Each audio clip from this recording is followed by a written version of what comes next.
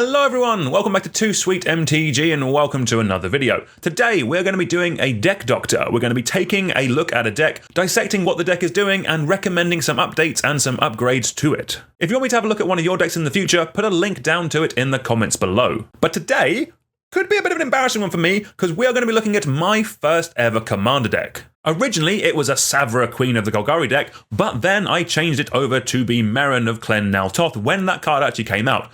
Well, that's how old this deck is. I've not actually had this deck together for a fair number of years now, but it's like your first love. You never forget it. We all love our first commander deck. Right, so let's jump over to Tapped Out. Let's have a look at the list. So this was added 7 years ago, last updated 6 years ago. That kind of makes sense. Let's actually have a quick look around. Actually, I can give you the exact moment this deck was added to Tapped Out. It was sometime after I ordered a Survival of the Fittest, but sometime before Royal Mail lost it in the post. So before we go over the deck, let's talk about the commander. Meren of Clan Nel Toth is 2 black and a green for a 3/4 legendary creature human shaman. It has, whenever another creature you control dies, you get an experience counter. And then, at the beginning of your end step, choose target creature card in your graveyard. If that card's mana value is less than or equal to the number of experience counters you have, return it to the battlefield, otherwise put it into your hand. So Meren itself is an obscene value engine. It just keeps bringing back creatures firstly to your hand, but then you just start reanimating things straight back into play. The general way that a Meren deck operates is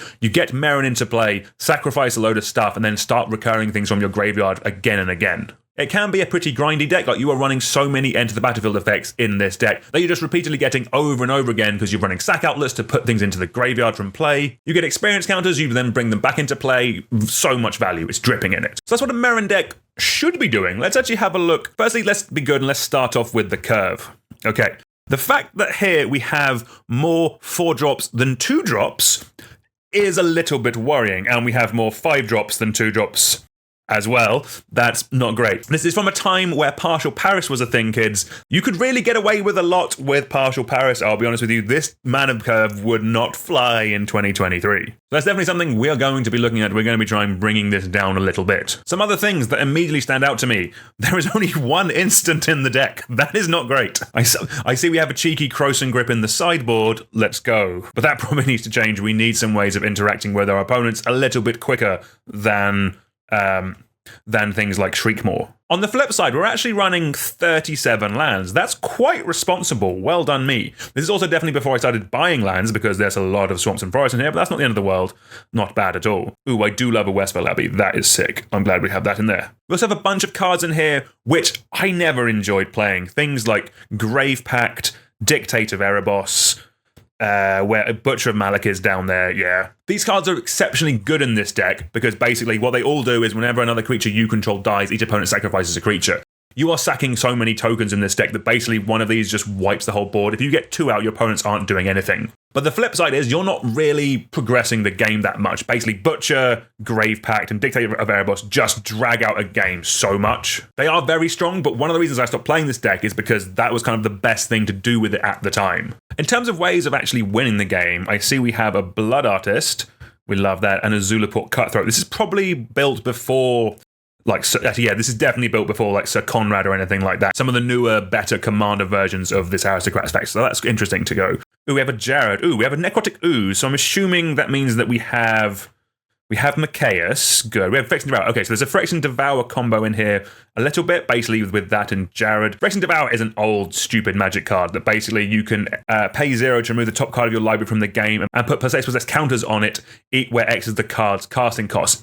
In theory, when this gets above 7, you exile it, but what you can do is you can repeatedly respond to the trigger, exile the whole rest of your library. It becomes massive, and then you throw it at people with Jared. Also, this has been errata to +1/+1 counters, so when it's in your graveyard, you can give its ability to Necrotic Ooze, and then if you have, the old one was Triskelion, you can then ping people out for that amount of damage. This is also definitely before Walking Ballista was printed as well, if I'm not mistaken. But then Walking Ballista and Triskelion are also combos with Machaeus. That was another, Might Trike is what Machaeus and Triskelion used to be called. I never really liked that either. Basically, it's a combo I did it once and kind of got a bit bored with it. So that's probably why Triskelion is down in the sideboard. So that's one way the deck could win. If I'm honest, most of the games I've won with this deck were from just casting and recasting Kukushko and Grey Merchant of Asphodel over and over again. Or from the looks of it, even back then I was running Living Death. Let's go. We love all that. Oh, some of these cards have not aged well, I'll be honest with you. So Thran Dynamo, I probably would not run in a deck anymore. Bathing Pod, good to see, would still run that. Worn Power Stone, definitely wouldn't run that anymore. Mimic Bat's cool, especially in this deck. You can get loads more value. Aha! But the real MVP of any Meren of Clan Nel Toth deck is Spore Frog. It's a stupid frog that is a green. You can sacrifice it to prevent all combat damage that would be dealt this turn. Basically, with this and Meren, you're guaranteed to at least fog once a combat cycle, so it's really hard for your opponents to attack you. They all have to gang up and kill you, which they kind of start doing really quickly once you have like Dictate or Grave Pact in play, if I'm honest with you. I think from looking, I was definitely trying to do an aristocratic kind of thing, because we have a lot of token makers in here. We have things like Scepter of Skulls, we have Edric Sar, we have Grave Titan, that's a great token maker, we have Avenger of Zendikar, we have From Beyond and Awakening Zone. These all make Eldrazi Spawn or Eldrazi Scions, which I do like because they can sack themselves without a sacrifice outlet. That's quite good. Actually, there's very few sacrifice outlets in this. We have like Phyrexian Altar and Ashnod's Altar as kind of sack outlets. Right, so looking over the deck, it does look a little unfocused, and that's probably the main thing we're going to be changing. I think basically we can really tune this into a very solid aristocratic style deck, actually. Because there is kind of two ways you can take this deck. You can kind of go either like a self-milli, fill up your graveyard, recur it with Meren, that kind of thing. Or you can go the grindy value, sacrificey aristocrat kind of way. And I think that plays into specifically Meren's ability way stronger. So that's how we're going to be adjusting this deck. As we mentioned already, this mana base needs to come down. We need way more 1 and 2 drops in here. We need more 2 drops than 4 drops and 5 drops quite easily to make this deck run in modern Magic.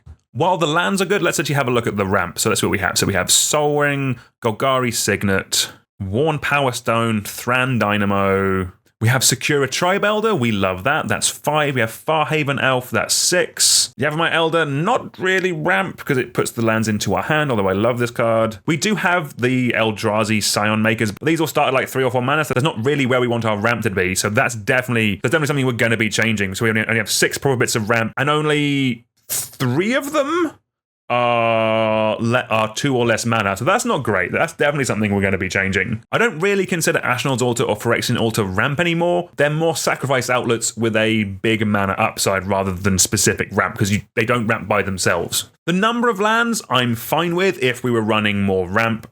Would we take out some of the tap lands and put some budget jewels in there? I think this deck was actually built around the time that this card came out, so that's probably why it's there. This deck doesn't have a command tower in it. Okay, love that for us.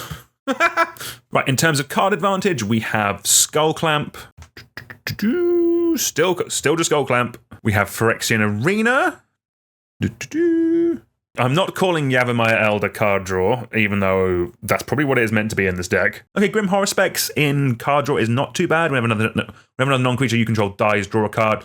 Unfortunately, a lot of the things that are dying in this deck are tokens, so that's not phenomenal. Ooh, Smothering Abomination. I really like this card. Okay, whenever you sacrifice a creature, draw a card. We love that. That's actually good.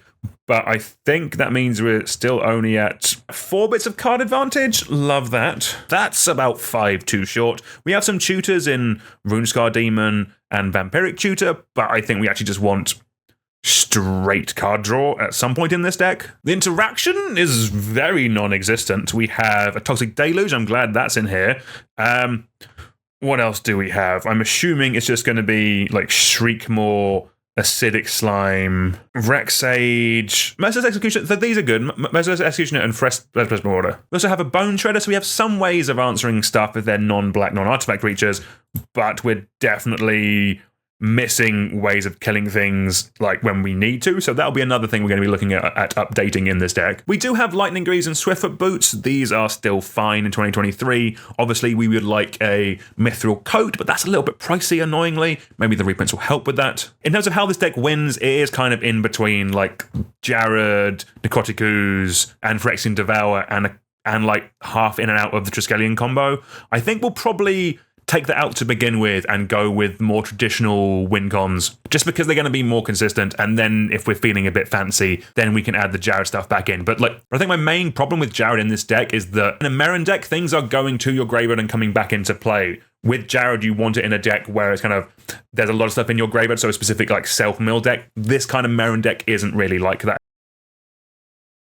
Right, so let's go over some cuts first. Firstly, we're going to bring down the mana value specifically of the ramp. So we're going to be cutting things like Thran Dynamo, things like Worn Power Stone. These were good cards once, they're not so much anymore. While I like Farhaven Elf, I think there are better options, so we're going to be cutting that. We're also going to be cutting Yavimaya Elder. Some of the other cuts I'm going to recommend are just some of the big 5 and 6 drops that I think we can do better at, like in lower mana value nowadays. Something like Ogre Slumlord is nice, but it doesn't do anything by itself.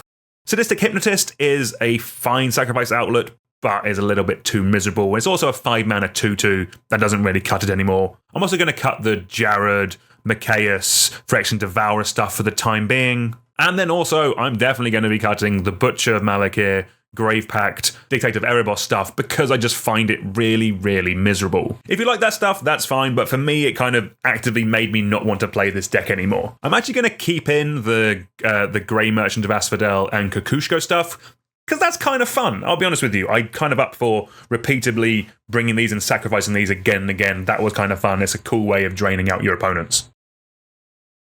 In their place, we're going to be running creatures that come into play and can then sacrifice themselves to go and get a land out of our deck. So we have things like Neverwinter Dryad, we have things like Dawn Treader Elk and Diligent Farmhand. These are effectively another versions of Secura Tribe-Elder. They don't need a sacrifice outlet to sacrifice themselves, which is perfect for Meren because it means if we have them in our hand before we get Meren out, they help us cast Meren. But if we have them after Meren is already in play, they'll get us a land and then also help put more experience counters on Meren, which we absolutely love. Also, because it's 2023, we're going to run Arcane Signet because we're a multicolored deck and there's no reason not to run Arcane Signet. For some extra bits of ramp, I also don't hate just normal mana dorks, like things like Elves of Deep Shadow or Elvish Mystic are just going to be solid in this deck. Like they'll help ramp us, and then worst case later we can just sack them to something when we need to sacrifice them to something. Like honestly, just having more early drops is just going to be good. For some more bits of card advantage, you can run things like Village Rites and Corrupted Conviction that might just help us churn us through the deck a little bit more while also being sacrifice outlets. Well, I know it's a 5-drop, something like Moldavine Reclamation is going to be pretty good in this. Whenever a creature we control dies, we gain a life and draw a card. That seems really good in this deck. Also, because this is still a